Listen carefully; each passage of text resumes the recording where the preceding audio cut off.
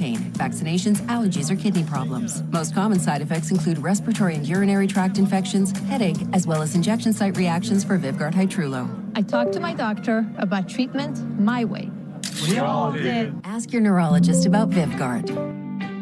Homeowners, are you really covered? You have your home fire insurance, flood insurance, accident insurance.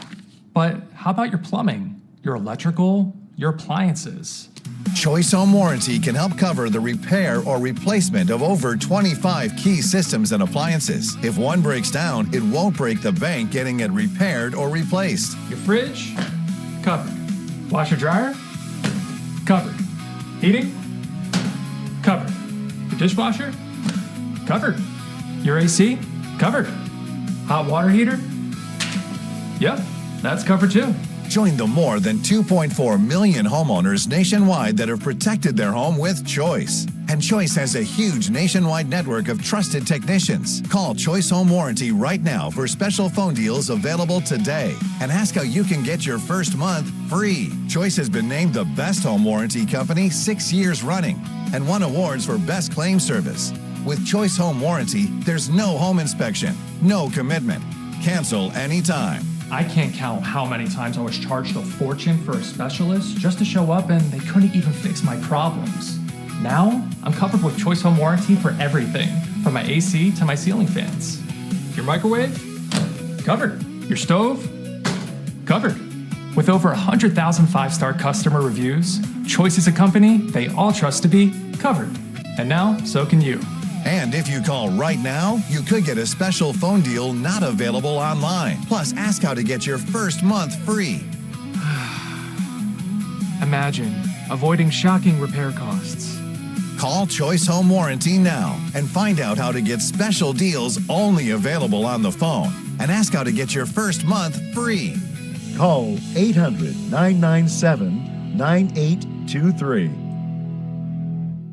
Pain kept slowing me down. Then I tried new KT Menthol pain relief patches. Unlike other patches that only mask pain, KT increases blood flow to help accelerate healing. So don't give up. Tape up. New KT Menthol pain relief patches.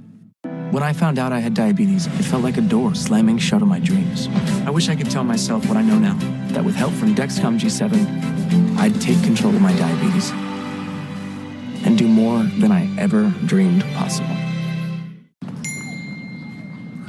Crypto's on E-Trade now. Yep, now you can trade crypto on E-Trade with insights from Morgan Stanley. What's next, trading with aliens? Yeah, could you make it a double? I've got a long trip. Trade crypto on E-Trade today.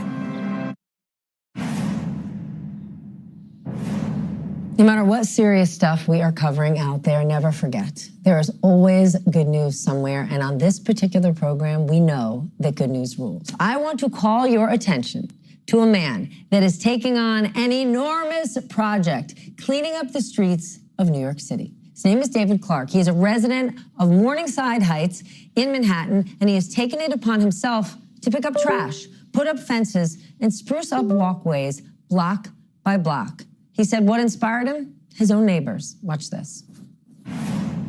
My neighbors tell me that my block of Washington Heights was an area people avoided. Decades of underfunding, Columbia takeovers, and a citywide crime wave led to dead trees and streets that didn't seem worth caring for. I learned that litter was correlated with pride and sense of community. I could have picked up trash my whole life, but instead I want to give people a reason not to litter. Clark, who, another reason to love him, works as an academic tutor. He reserves his mornings to specifically clean up the streets, and his mission has gone viral. His clips have received over 900,000 views. I was one of them. That's why he ended up here, and he's raised $3,000 for volunteer events. I'm going to say 3,000 is not much. He can raise a whole heck of a lot more with an amazing mission like this, gathering with others who want to help him make New York City just a little bit cleaner. As we like to say on this show, if you need help, ask for it. But if you can help, please give it. And this man is doing it every damn day, and we salute him. That does it for us. I am Stephanie Rule, a very grateful Stephanie Rule. Thank you for watching today's edition of Money Power Politics. Do not go anywhere. State of Play with my friend Peter Alexander is up next. In the meantime, be kind, enjoy the ride, and let's do this again tomorrow. Good News Rules is sponsored by Rolaids. Rolaids spells powerful heart. Even the toughest cowboys get heartburn, but I don't fool around with silly antacids. I ride with Rolaids Max Strength, 1,500 milligrams of acid-neutralizing power for serious relief. Am I a cowboy now? No. Rolaids spells relief. That's right, Mom and Dad. My new boyfriend rides a motorcycle. Oh, it's just a cruiser for unwinding on the weekends. Protected by America's #1 motorcycle insurer. How responsible. Very sensible. And he has a tattoo. Temporary, from my niece. She insisted. Oh, that's cute. Well, guess what, Mom? I chopped my hair off. Well, I stand corrected. It's lovely. No, it's not. Super cute. Very in right now. That's my rough and tumble little girl. This doctor at Oak Street was more concerned about my health. And that's what she stressed all during the conversation. She says, I'm here to get you on track and to make sure that you're as healthy as you can be. That impressed me. At Oak Street Health, we specialize in healthcare for older adults with care that focuses on keeping you healthy, catching issues early to keep you healthy longer. One good thing I love about Oak Street is they specialize in older adults. The atmosphere is just always vibrant and friendly, and from the moment you walk in, everybody's just attentive, like, to your needs, so you can tell they actually care. They actually found out that I had a 99% blockage in my main artery in my heart. I had no symptoms. I would not be sitting here without them digging deeper. At Oak Street Health, we provide health care for older adults like you, and we accept Medicare and most Medicare Advantage plans. Call 855-272-0233 to schedule your visit. When I meet a new patient for the first time, there's a lot of getting to know each other, right? There's not just about your medical health, although that's really important, but I also want to know about them as a person. Having that really deep connection is really important for the relationship.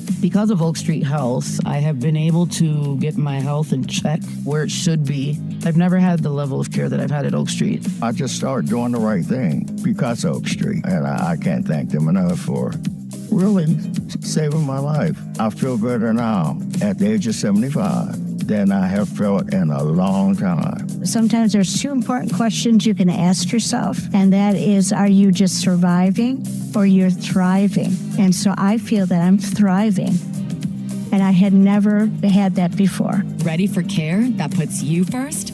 Call 855-272-0233 to schedule your visit. You've got a big day, and you need to smell fresh. That's why the all-new Unstoppables gives your clothes a 24-hour non-stop freshness. So no matter how long the day goes, you can't stop this power, this walk, this pose, this strut, this look, this talk. Unstoppables fresh. Smell unstoppable.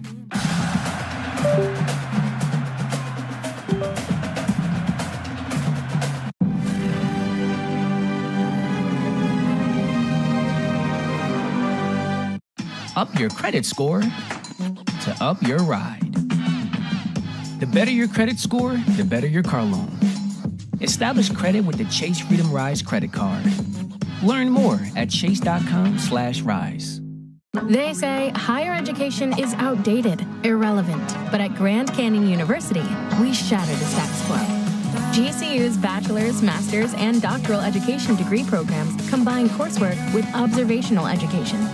GCU gives you hands-on experience so you can learn to lead your classroom with heart, faith, and purpose.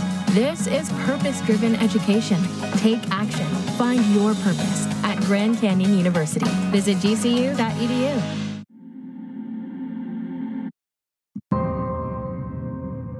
Congress shall make no law respecting an establishment of religion or prohibiting the free exercise thereof, or abridging the freedom of speech or of the press, or the right of the people peaceably to assemble, and to petition the government for a redress of grievances.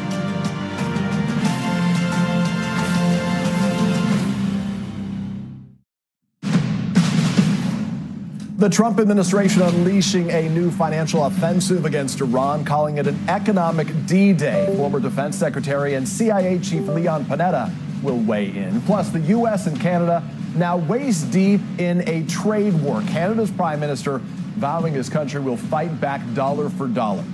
And House Minority Leader Hakeem Jeffries and the president's son-in-law Jared Kushner meet, raising new questions and eyebrows. We're going to get Democratic Senator and potential presidential candidate Chris Van Hollen's take on all of that and more. I'm Peter Alexander. This is the State of Play.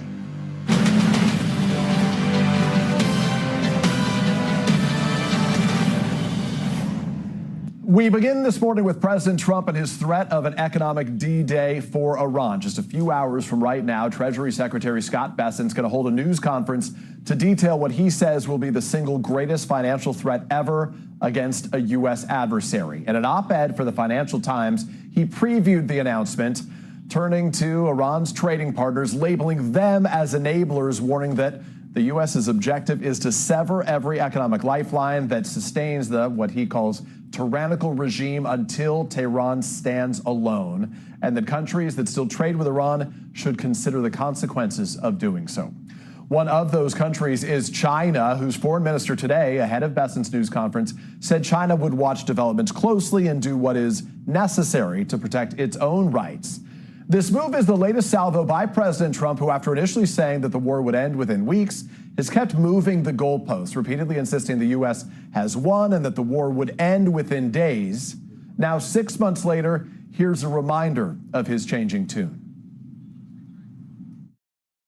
On Iran, you called it an excursion. You said it would be over soon. Are you thinking this week it will be over? No, Are you talking but soon. about days? I think so. But we're finishing the job, and I think within maybe 2 weeks, maybe a couple of days longer to do the job. But we want to knock out every single thing there. We are on the cusp of ending Iran's sinister threat to America and the world. We'll have Iran defeated soon. They'll be defeated very soon. I think it's going to end pretty soon. I don't think they can go much longer. And it can't be ignored that as the president threatens economic war on Iran, Canadian Prime Minister Mark Carney is accusing him of imposing economic warfare on Canada, too, with a set of new tariffs. As economist Justin Wolfers points out, Trump is trying to boost the U.S. economy by making it harder for Americans to trade with the rest of the world. He is also promising to destroy Iran's economy by making it harder for Iranians to trade with the rest of the world. With just 10 weeks until the midterms, an election in which Americans' frustration with the cost of living remains top of mind, President Trump is trying to have it both ways. Let's bring in Leon Panetta, the former defense secretary and former CIA director under the Obama administration. Secretary Panetta, thank you for joining us here on State of Play. Good to be with you, Peter. Clearly, President Trump does not want to go back to war militarily right now, which, as we've witnessed, has emboldened Iran's hardliners. Is this a concession that the president's strategy has not worked, this new economic warfare plan? Well, I don't think there's any questions that the president's running out of options here. He's decided not to use military force. Our stockpiles are dangerously down. So that option may be off the table. And so he's using economic pressure, calling the blockade economic pressure. But the reality is that our intelligence pretty much makes clear that whatever kind of economic pressure we put on Iran, they have the capability to survive. And as long as China's around and the president doesn't decide to take on China, which would have to be a decision here if they want any kind of sanctions to work, the reality is that it's not likely that this is going to change the situation. And the bottom line is we're probably in for a continuing prolonged war in Iran. Well, so you lead me to several of my next questions. I'm going to ask you about China in a moment, but quickly, there have been sanctions leveled on Iran for the last 50 years or so. What could the U.S. do now that would be different or more than what it has already done before? As far as I can see, it's just more of the same. You can continue to pile on sanctions upon sanctions upon sanctions. You can continue to try to pressure those that do work with Iran not to do that, not to trade with Iran. Right. You can do a lot to kind of at least make a show that this is a tougher step. But the problem is Iran is not just going to sit there. They're going to hit back. They're going to hit back at our regional allies. They're going to hit back by shutting down any kind of traffic that goes through the Straits of Hormuz. They're going to hit back probably militarily because they've been firing missiles at our regional allies. And so they're going to continue to attack. The United States has not responded in any way to those attacks. So they are going to continue to put pressure on the United States. This is a war on the economic front to now match the war on the military front. And Secretary Panetta, as you know well, Iran's largest trading partner is, of course, China. I'm reminded that President Xi Jinping is supposed to be visiting the White House for a state visit 1 month from today. Do you really think that China is likely to cooperate here, and doesn't this risk economic reprisals from the Chinese? Yeah, look, China depends on Iran for oil and for other trade. And they've made clear that they're not about to undermine that relationship. I can't imagine that the president is going to try to undermine the meeting with Xi. And so it's not likely that the White House is going to take on China as a result of these sanctions. So I do not see a situation where economic pressure of this sort is going to suddenly bring Iran to the table. This is a stalemate. The United States is in a box. Iran is in a box. And very frankly, the only option is continuing this prolonged war, counter to everything that both the administration and others have said, that we should never get involved in this kind of Middle East war. We are really stuck in a prolonged Middle East war right now. China is not the only country, obviously, that deals very closely with Iran. You've got Pakistan, India, Turkey, obviously a NATO member state. Is the president going to wage economic war on a NATO ally? Well, he certainly isn't hesitant to criticize NATO allies. Right. He's been hesitant to criticize the axis that's out there between Russia, China, North Korea, Iran. This is an axis that is working together. They're supplying military weapons, they're supplying troops, they're supplying all kinds of drones. This is an effective operating axis. And the president has been unwilling, frankly, to take on that axis. He hasn't gone after Russia. He hasn't really gone after China in their relationship. And so they're going to continue to support Iran. And the countries that you just listed depend on Iran in a trade relationship. Is the United States going to take on those countries as well? I don't think so. How many wars are we going to have? How many trade wars are we going to have at a time when we're fighting the issue of affordability in this country and rising fuel prices? All of these are reasons why this is such a complex and challenging issue at this point. Now that we're 6 months into this war, I want to ask you about a few other topics while I have you for your unique perspective and expertise. The president insists that the White House needs, as you've seen, this new ballroom for national security concerns, providing a secure bunker. The Washington Post, Mr. Secretary, reports that the White House already has one that was completed during the Obama administration. I remember the giant hole in the ground out in front of the West Wing as construction was underway. Officials tell the Post that it can house dozens of people for up to multiple weeks, buried more than 60 feet underground, that's built to withstand a nuclear blast. That happened during your service under the Obama administration. Can you confirm that the White House already has what the president says he needs without providing specifics that are classified? Well, that bunker was certainly there when I was Secretary of Defense and Director of the CIA. And it was built after 9/11. And it's a very substantial, or at least was a very substantial, military bunker where we could basically go if there's an emergency, be able to sleep there, be able to operate there. I've been always wondering with this talk of somehow the security being built into the new ballroom, whatever happened to that bunker? Yeah. Because that was more than sufficient to meet the security needs at the time. So I think there has to be an explanation that's provided by the White House as to what exactly happened to that bunker. That's a good question, one that we'll try to get our teams to pose to the White House. We've been waiting for answers more specifically about this. One last question to you. The Pentagon, as you likely saw, fired a reporter, an editor, the publisher at the military news outlet, the Stars and Stripes, which is partly funded by tax dollars. They cited insubordination after the editor and reporter objected to potential censorship by the U.S. military during an interview they recently did with CBS. We're going to speak to that reporter in a moment, but just want to get your take as the former Secretary of Defense. What do you make of this level of retaliation and a desire to sort of, I don't know, direct the editorial direction of that unique newspaper that delivers news to 1.3 million people around the globe? Well, it's nothing new for this administration, which doesn't particularly appreciate a free press that attacks the administration.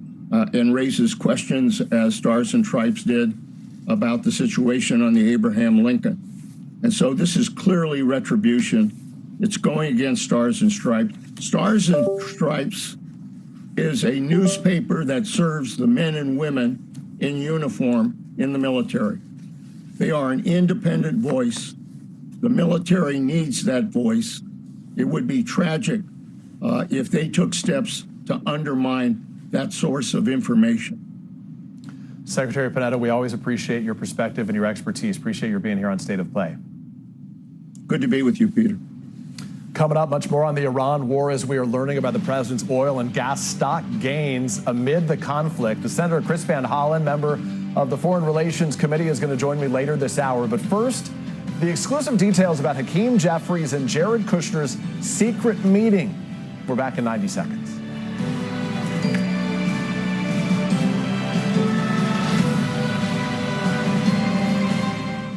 Getting hard is not the same thing as being turned on. That is why Blue Chew Gold was created. Science shows arousal begins in the brain and not just the body. And that's what Blue Chew Gold was engineered for. It's the only 4-in-1 built for brain and body. The result is chemistry that actually brings couples closer. If you felt resistant to ED meds, you're not alone. Get the sublingual tablet that tackles both. If you're struggling to find that mental spark, try Blue Chew Gold.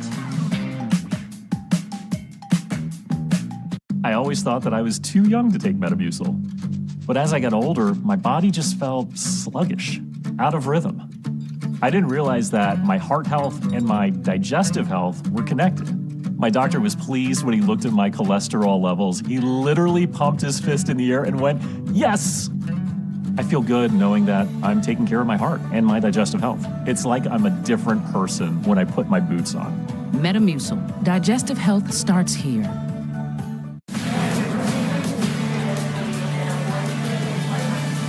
Feeling internet envy? It can happen. T-Mobile has the fastest 5G home internet. Just another reason to choose T-Mobile.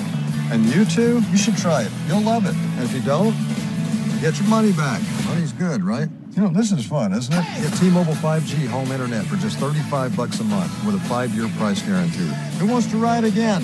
There are 250 reasons to choose T-Mobile. Find yours.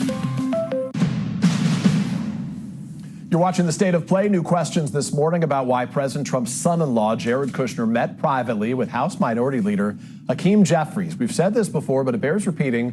Kushner is not a formal U.S. government official. Here's what we do know about this meeting based on reporting from our friends at the New York Times. It was held in recent weeks in a private space in New York City, offered up by a mutual friend of the two men. They discussed potential areas of common ground. Neither Kushner nor Jeffries has commented on what they spoke about, but its timing could signal that Trump insiders are already preparing for Democrats to take back the House in November. We want to bring in Annie Carney, congressional correspondent for the New York Times, who broke this story. Annie, thanks for being here on State of Play. The president often calls on his son-in-law to help broker difficult deals from Gaza to Ukraine and Russia to Iran right now. During this meeting with Jeffries, was Kushner there serving as a liaison, or was he acting independently? He's without a job in the White House, really been serving as the president's right-hand man in a lot of ways. Yeah, I think that he was not acting as an official White House official. He has a longstanding relationship with Hakeem Jeffries dating back to the first Trump administration, where they worked on the First Step Act together. That was a criminal justice reform bill. So they know each other. They met once last year, also quietly, privately, unknown until now. I think that what this was a acknowledgement in August that the people close to Trump are making the assumption that the House is going to be lost, that Hakeem Jeffries is going to be the leading, the Democrats will be in the majority, and that they will have to potentially work with them. So, Mike Johnson, the Speaker of the House, was on TV yesterday saying the meeting was news to him, trying to sound confident still that Republicans can can keep the majority. But it's a real strong signal of where the White House thinks things are going. And the topics they discussed were cost of living, housing, and immigration, which a lot of people I talked to about this meeting thought that this was a little delusional maybe on both sides, that, this is 2026. Trump refused to sign a bipartisan housing bill. The idea that there would be common ground on these issues when in this political environment just isn't kind of based in reality. And there was some frustration that we saw yesterday in reaction to the story with Jeffries for even bothering to meet with Kushner after so many broken promises and what would be I think a lot of progressives especially want to see Democrats come back and really fight, only meet with Kushner if it's to subpoena them, I think you're right. We're going to ask Chris Van Hollen that question, the senator from Maryland, after we finish this conversation. In a new interview with Notice, you were talking about the House Speaker, Mike Johnson. He said that some White House staffers have said that he's like the co-president because he and the president speak so often, which made it all the more striking that he said he was left in the dark about the Kushner-Jeffries meeting. What does that tell you about, the public statements from Mike Johnson? Obviously, he can't acknowledge that it's looking sour for the Republicans' chances in a few months. Yeah, this meeting looks very bad for him. I think it's going behind his back to kind of plot what the future is going to look like when Mike Johnson is not part of that future, and Jared Kushner might not be an official White House official again, but this is someone that we know Trump tasks with the most important negotiations. We know this is an inner circle person who has a lot of power with his father-in-law. So it's significant. Whatever Jared is involved in, deserves a significant look at. Yes, I guess Johnson could say he's the co-president. A lot of people have called Trump the co-speaker because he really runs the House and gives Mike Johnson the power that he does have. Yeah. I'm not sure that Donald Trump would accept that there is any co-president as he's serving the White House these days. But he can take that up with Mike Johnson. The Democrats, as you note, if they do take back control of the House, possibly the Senate as well, among the first priorities certainly will be launching these investigations, many of them likely to focus on Trump family finances. Jared Kushner, obviously, though not a government official, is hardly peripheral to that effort. The real concerns about self-dealing and the Trump family making money off the president's moves and their interactions with world leaders. How does that complicate Jeffries meeting with Kushner privately?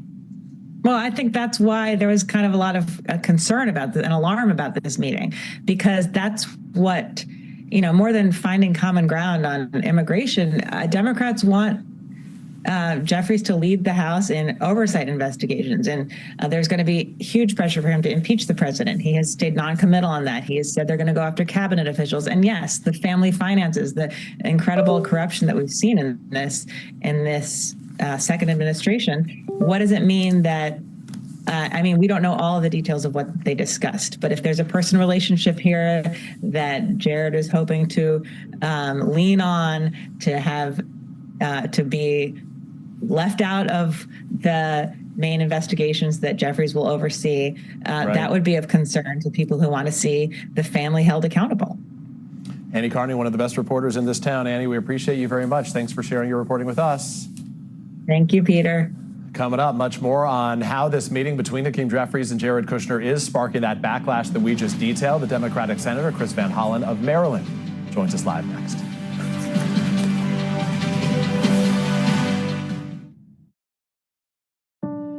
Sail through the heart of historic cities and unforgettable scenery with Viking. Unpack once and get closer to iconic landmarks, local life, and cultural treasures. Because when you experience Europe on a Viking longship, you'll spend less time getting there and more time being there. Viking, exploring the world in comfort.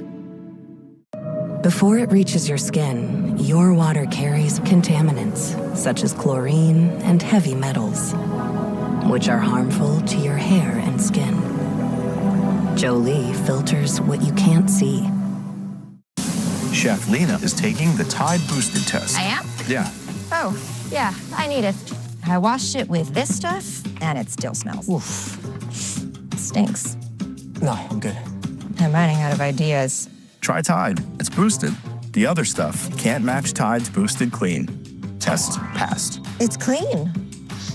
Yeah, it smells great. No, really smell it. It smells amazing. It's cleaner, whiter, brighter, and fresher. If it's got to be clean, it's got to be Tide. Boosted! Saving money is always exciting. That's why right now is the perfect time for you to join AARP. You get hundreds of benefits, resources, and tools that can help you save money, stay healthy, have fun, and make a difference in your life. Plus discounts at top retailers on dining, travel, and more. Just $11 per year with a 5-year term and get a second membership free. Wow, that's a great deal, but I'm not retired. Oh, you don't have to be retired. AARP is dedicated to empowering people 50 and older to choose how they live as they age. Great, but how much can I really save? Up to 15% off at restaurants, up to 30% off car rentals, plus free movie screenings, digital books, online games, and more. You'll even get AARP the magazine. Join now. Call or go to joinaarp.org. Just $11 per year with a 5-year term during this special offer. Plus, get a second membership for free. 1-800-762-7159 or go online today. Your ambition just met its match with Robinhood. Fast, powerful, precise. You expect more from yourself. Expect more from your money. Your money, your move. Data breaches happen every day, putting you and your finances at risk. You need Aura. Aura monitors your bank accounts, credit files, auto, and home titles for suspicious activity. Plans start at just $12 a month. Go to Aura.com to start your free trial. In the U.S., there's a break-in every 26 seconds. Simply Safe does more than just alert. We stop crime before it starts. Stop. This is Simply Safe. Police are on the way. No long-term contracts. Monitoring and deterrence plans starting around $1 a day. Honesty has always been our policy, but the choir's new. You have farmers. Bum, ba-dum, bum, bum, bum, bum. Don't get buried by the audit. You've got Gemini Enterprise.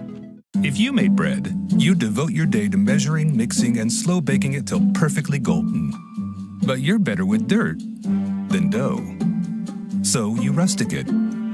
The rustic oven, the bread you'd make if you made bread. I had just started a brand new job, and I get a call, and my mom says, "Don't panic, but the house is on fire." Moses was hands-on literally every day just to make sure that we could get back in our home as swiftly as possible. Yeah, I will always be an Allstate customer. An original never blends in. She follows her own lead. She doesn't play the part. She rewrites it, all by staying true to herself. Originality should always be within reach. TJ Maxx, never uniform, always you. Join MS Now live in Texas for our biggest event yet with Rachel Maddow, Jen Psaki, Michael Steele, and more. MS Now live together in Texas, September 26th. Get tickets today at ms.now/together. For me, being a part of this place has always been about the people, not about the politics. From the field to the studio, Jacob is finding the heart of the story. Connect with Jacob Soboroff. Weekends at 10 a.m. Eastern on MS Now. Welcome back to State of Play. We've been digging into that secret meeting between House Minority Leader Hakeem Jeffries and the president's son-in-law, Jared Kushner. We want to bring in Democratic Senator Chris Van Hollen of Maryland. He is a member of the Appropriations, Budget, and Foreign Relations Committee. Senator, welcome to State of Play. Peter, it's great to be with you. I appreciate your being here. We are seeing some criticism already from Republicans about this, from Democrats as well for Jeffries' meeting with Kushner. Kushner obviously not a member of the administration. Is this something that we should have learned about from Leader Jeffries himself rather than through the media? Well, first of all, it just shows Jared Kushner was incapable of getting an agreement with Iran and part of the crowd that got us into the senseless war in Iran, and now he decides he wants to talk to the Democratic leader in the House. Look, I never object to people having conversations. I do think it's important that if Leader Jeffries thinks something positive can come out of this, that he let us know what it is, because this administration has at every juncture essentially undermined our democracy and undermined our economy. I guess I asked because Democratic voters, and I've been on the road in some of these key swing states, Michigan most recently, they keep saying they want fighters. It's all about, showing fight as opposed to partnering with the Republicans here. Does this effort go against that, or? Well, I don't think talking by itself does, but this is why I think it's important that if there's anything that's going to supposedly come of this, that the Leader Jeffries let people know, because this administration has at every juncture tried to undermine our democracy. They've lied to the American people repeatedly. Jared Kushner is, in bed economically with the Saudis. He's got billions of dollars of their investment in his firms. He's completely bungled all of our negotiations in the Middle East. So maybe he thinks he's going to do some kind of deal here in the United States, having failed overseas. And look, I don't mind people talking, of course, or listening, but let's not be delusional about what might come of this. You were talking about some of the economic interests, the financial interests here. Let's talk about some of the personal ones for the Trump family. A new analysis released today, Senator Van Hollen, shows that since the end of last year, President Trump's oil and gas stocks portfolio has gained $15.5 million in the first 3 months of this year. The report also found that the president bought as much as $3.6 million in additional oil and gas stocks. What do you make of that? What concerns does that raise? Well, clearly you've got a president who's profiting from the illegal war that he started along with Israeli Prime Minister Netanyahu. I mean, the American people are hurting at the pump. Gas prices are, around $4 a gallon, and Donald Trump is profiting off of them. And this has been a pattern. We have the most corrupt White House in American history. He's essentially used the White House as a casino, a pay-to-play casino, and now he is grossly profiting off of a senseless war that's hurting Americans, has killed American soldiers. Donald Trump is pocketed over $1 billion just since he went back to the Oval Office. We should note, just new this morning, the president is now threatening 50% tariffs on Canada. We had first been reporting on that for some specific items. Now he's proposing additional 50% tariffs on Canadian cars and steel that would go into place on January 1st. A reminder that these tariffs impact American consumers, not Canadians. What does this get for the U.S., sir? Well, it doesn't get anything except for more economic pain, Peter. This is a president who, when asked about the affordability crisis, said the affordability crisis was a hoax. He also said he didn't think about the financial situation of the American people. That's pretty obvious, because these tariffs amount to taxes on the American people. And instead of raising new tariff taxes on the American people, the president should give back the approximately $2,000 in monies that American households have spent from his first round of illegal tariffs, the ones that were struck down by the Supreme Court. This administration's been repaying big corporations, but they should be repaying American families to the tune of $2,000 a family. Speaking of battlegrounds and elections, there are some grassroots Democrats, who have said that if Democrats take control of the House, perhaps the Senate as well, that they should impeach President Trump again. Do you believe that would be the right strategy? Peter, I think our focus should be on these issues that are top of mind for the American people. And that means dealing with the affordability crisis, ending the senseless war in Iran, but it is important to hold this administration accountable for all its lies. For example, the fact that it still hasn't held accountable the DHS agents who gunned down American citizens in Minneapolis.